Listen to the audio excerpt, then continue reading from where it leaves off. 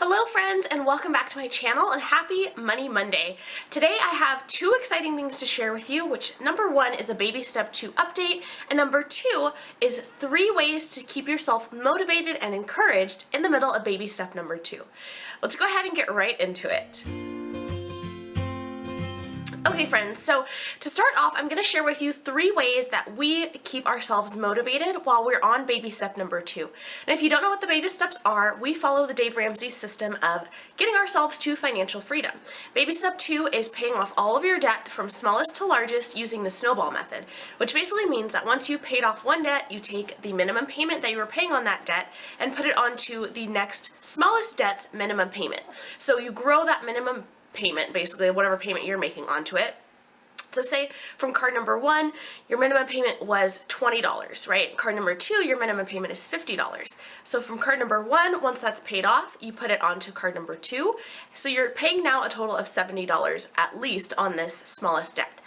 So with all that being said, baby step number 2 can be the probably most daunting of the baby steps because it is the one that you are just chipping away and really you're working so hard and you're not really necessarily seeing like the best results or something that is like a really gratifying result.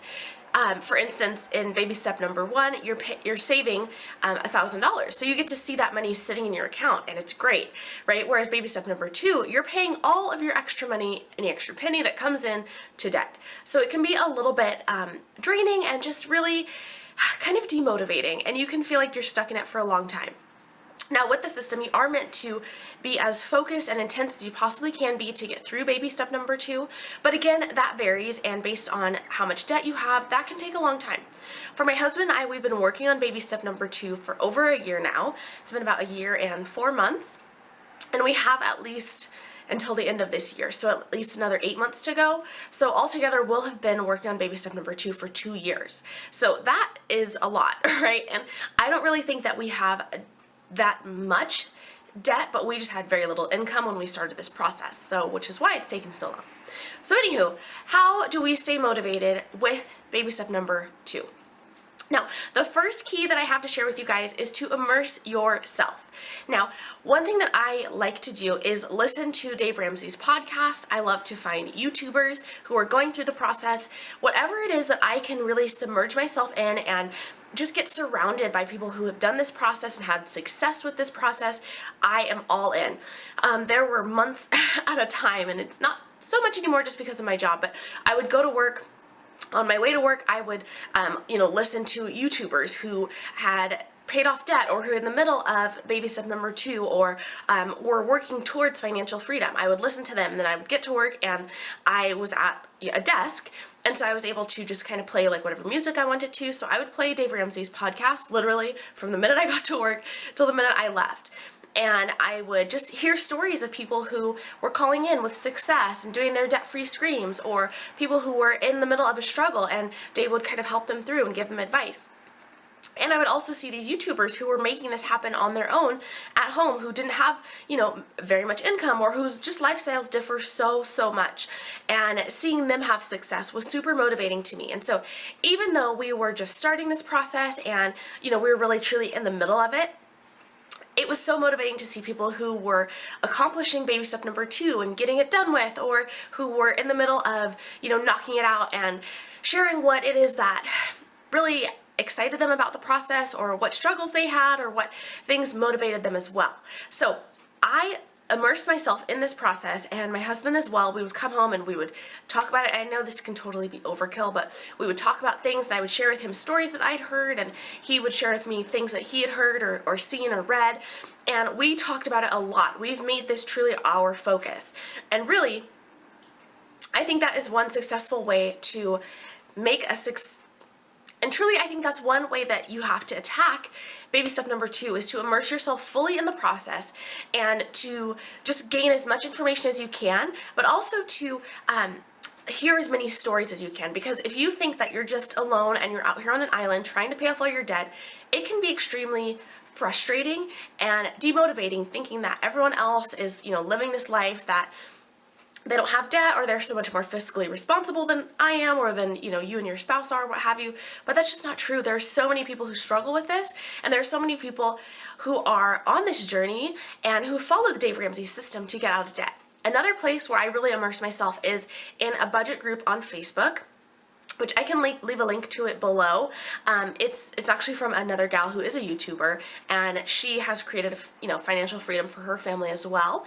But people just share in that group. They share their struggles. They share when they pay things off. They share, XYZ, ask questions. It's such a great group to be in. And so that's definitely another place where I find motivation and encouragement, and even just suggestions and help when I am struggling. So tip number 1 is to immerse yourself in the process and to just gain as much information as you can, and to really surround yourself either literally and physically, or just, kind of in the social media world with people who are on this process with you. So tip number 2 that I have for finding success with baby step number 2 is to imagine yourself at the end of the process.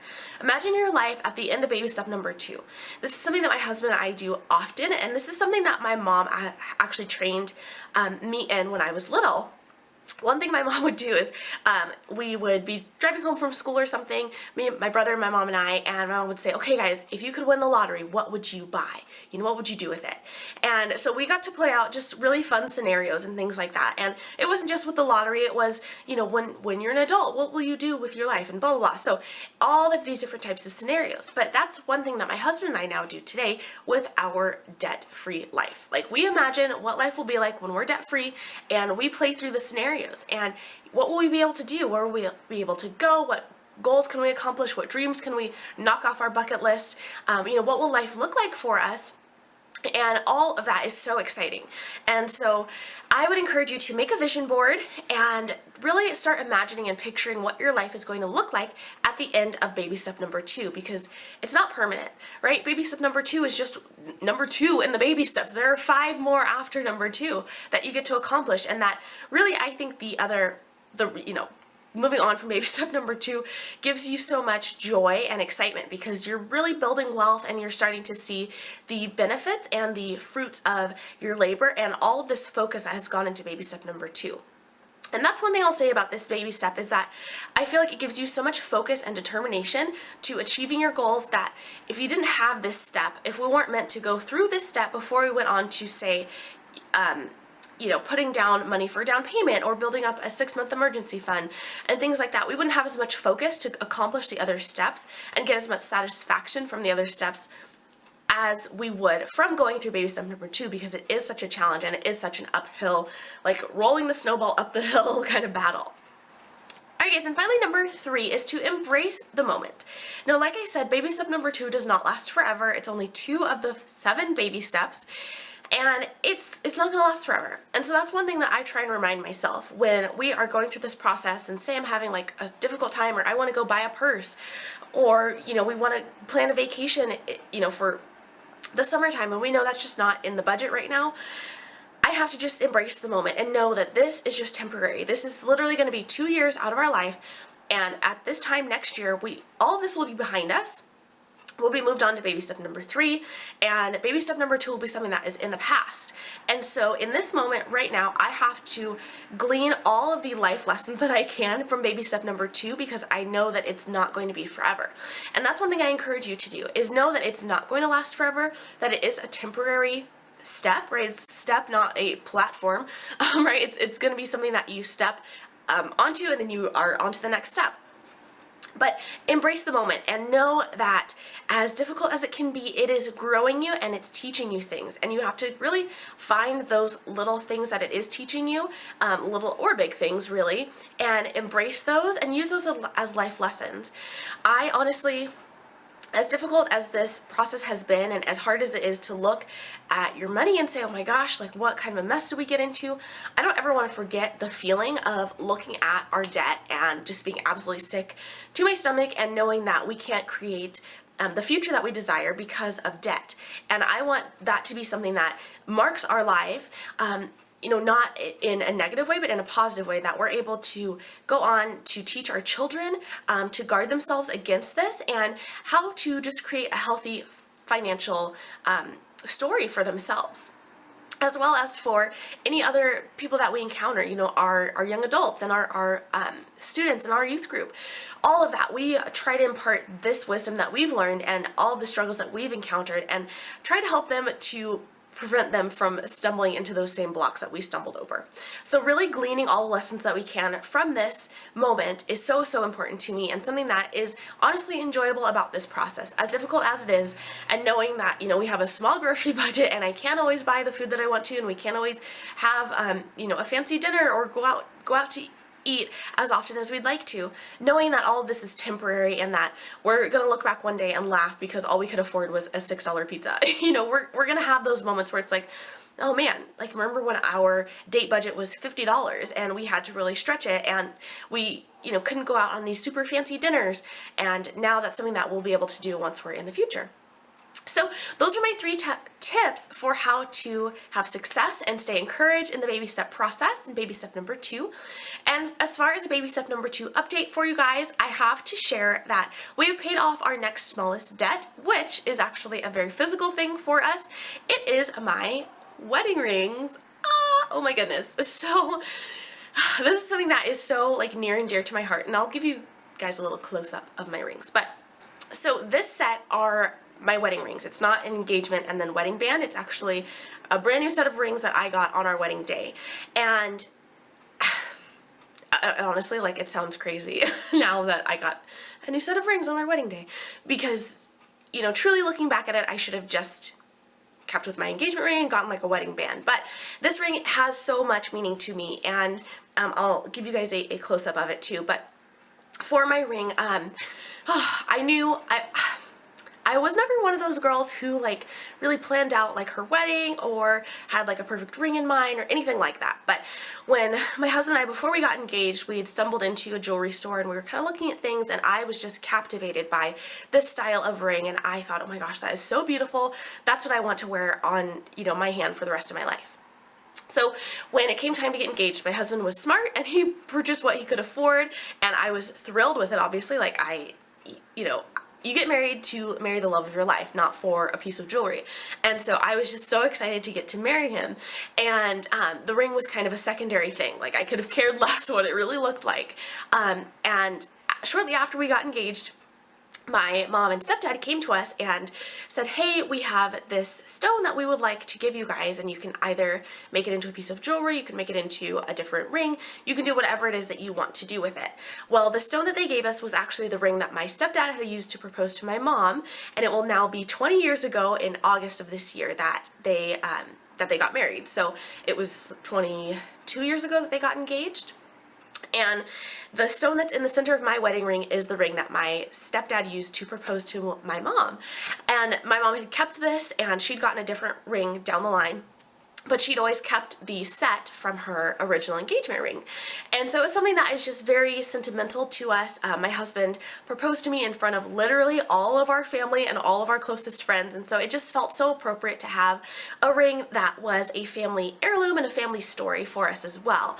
And so we went and had my ring set in this beautiful setting that I was absolutely in love with, and it's just everything. I love it. I look down at it and I smile, and, you know, of course, like, I would do that regardless of what my ring looked like, but just knowing the story that it holds is super, super special. But all of that to say, we did finance my ring, and obviously that was not, you know, at the time it was just like, oh yeah, we'll just finance it. Like, it's totally fine. Looking back at it, we obviously should have and would have waited. This totally could have been something that we did for like our 5-year anniversary with the same, you know, stone from my mom's original ring and all of that. But regardless, I love it, and it's been just a learning story for us, and really just a constant reminder every time I look at my hand that we're in debt, Corina, and you can't buy that extra thing at Target because look at your hand, you're in debt. So it's literally been the most physical and constant reminder of our process and where we are in the baby steps. And so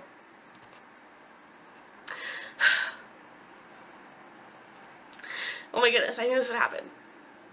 So just to know that we are making progress and that this is something that we now own free and clear is just a testament to this journey and to this process. And I'm so sorry I'm getting like all emotional, but it's just such a just a testament to the fact that this process works, and it's something that is so rewarding. And knowing just how I feel about this ring, and knowing that we are, you know, we now own this free and clear, it's mine forever now, is something that is such a rewarding feeling and just a rewarding thing to know. And I'll be honest, you guys, when we started this journey, this was one of the things that I was going to get rid of because of our debt.